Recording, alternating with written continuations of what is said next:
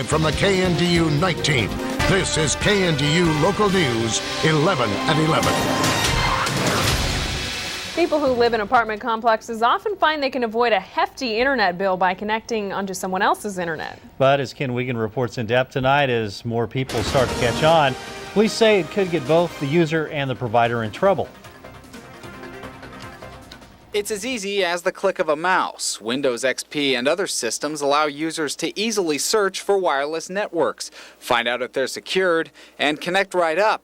And new technologies are allowing people to connect from further away than ever before. For an apartment complex, you can be at one end downstairs and oftentimes be reaching somebody 3, 4, 5 apartments away upstairs, and they would have perfect, beautiful signal with the new technology. One person's router can provide access to an entire neighborhood, but police say just because you can connect, it doesn't mean you can use it. And to help protect yourself if you own a router, you need to make sure your network is secure. Somebody who's trying to download child porn, they don't want to track back to their own computer, so they'll drive through a neighborhood looking for an open Wi-Fi and download that material through your internet connection while they sit out in their car. And you'd never know until the police showed up at your door. The only way to tell if someone's on your network is to check your router.